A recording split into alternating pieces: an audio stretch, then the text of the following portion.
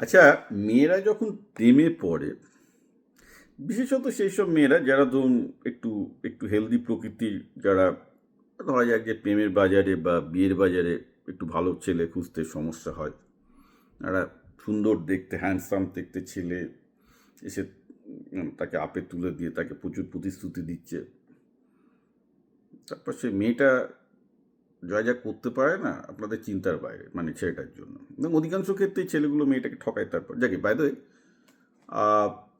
মেয়েদের এই দুর্বলতার সুযোগ নিয়ে ছেলেরা যে লাখে লাখে টাকা হাতিয়ে নেয়, এটা নিয়ে আগেরবার আমি বলেছিলাম, ইউটিউব চ্যানেলেও হয়েছিল। তো সেটা তো একটা ইউটিউব চ্যানেলের ঘটনা। এবার তো একটা মেয়ে আমাকে তার ডিটেলসে দিল্লি থেকে লিখেছে।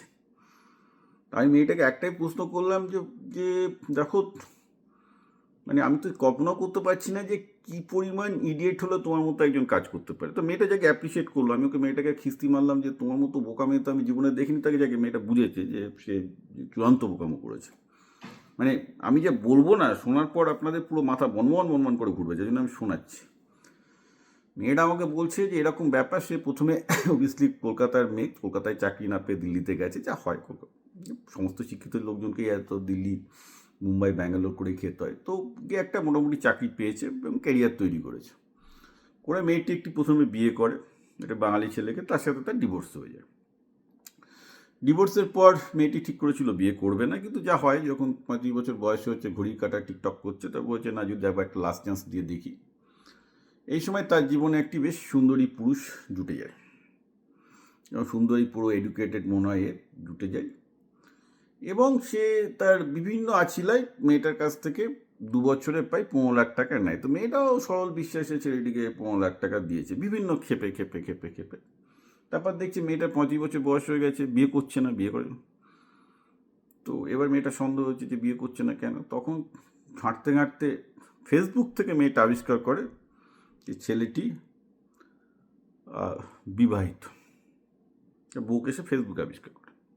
সঙ্গে সঙ্গে মেয়েটি ফেসবুকে সেই বউয়ের মানে গোপনে তার সাথে বন্ধুত্ব করে বউটির কাছে চলে যায়, গিয়ে বলে যে দেখো, তোমার বর আমার সাথে এই করেছে।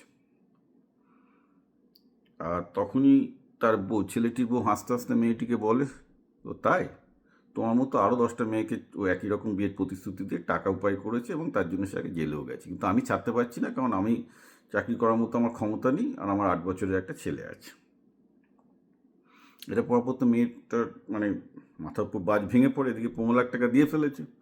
সঙ্গে সঙ্গে সেই ছেলেটাকে চার্জ করে, হ্যাঁ তুমি আমাকে ঠকিয়েছো। ছেলেটা তাকে এমনভাবে বুঝিয়েছে, না না না না না, তুমি ভেবো না, ও আমার বউ খুব মিথ্যাবাদী, ওর সাথে আমি তো থাকতেই চাই না, আমি তো ওকে ডিভোর্স করে তোমাকে বিয়ে করলাম বলে। তুমি তো আমাকে বলোনি যে তুমি বিবাহিত। বলে যে না, সব কিছু কি বলা যায়। তারপরেও মেয়েটা ছেলেটাকে বিশ্বাস করছে, মানে তারপরেও ধারণা যে ছেলেটা জেনুইন, মানে তারপরেও মেয়েটা বোঝেনি যে সে মুরগি হয়ে গেছে, তার এখনই পুলিশে যাওয়া উচিত, তাকে ছেলেটাকে এখনই পুলিশে দেওয়া উচিত, যে একটা ক্রিমিনালের পাল্লায় পড়েছে সেটা বোঝার মতো কথা।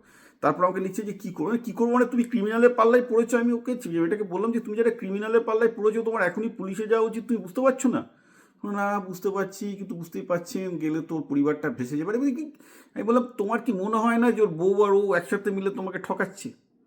যাকে তারপর মেয়েটা দুটো কাউন্সেলিং করার পর মেয়েটা বুঝতে পেরেছে যে she is the stupidest person on the earth. আরে মানে একটা মেয়ে যদি এরকমভাবে, মানে একটা একটা স্বাবলম্বী মেয়ে, একটা শিক্ষিত মেয়ে যদি এইরকমভাবে একটা ছেলের অ্যাক্টিং বুঝতে না পারে, মানে কোনটা প্রেম আর কোনটা অ্যাক্টিং আমি বুঝতে পারছি না, বলছি না মেয়েরা বুঝতে পারে না। তার কারণটা হচ্ছে কি, তারা নিজেদের জগতে পড়ে থাকে, মানে প্রেমে তারা বিশ্বাস করতে চায় যে আমাকে তারা ভালোবাসছে কেউ।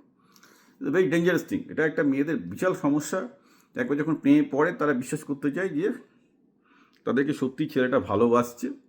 ফলে এই ধরনের ঘটনা ঘটে, ছেলেটা টাকা পয়সা হাতিয়ে নেয়। সে প্রেম করে বেরিয়ে গেল, 6 মাস 1 বছর চলে গেলো, সেটা অন্য ঘটনা, সে তো অনেক ভাঙা পড়া হতে পারে, কিন্তু এগুলো তো ক্রিমিনাল, পুরোপুরি ক্রিমিনাল। মেয়েটাকে পুরো 15 লাখ টাকা ধসিয়ে মেয়েটা বলছে আমি স্যার তোর টাকা খুঁজে পাবো না, মানে তুমি পুলিশকে ধরো, তোমার already you are too late.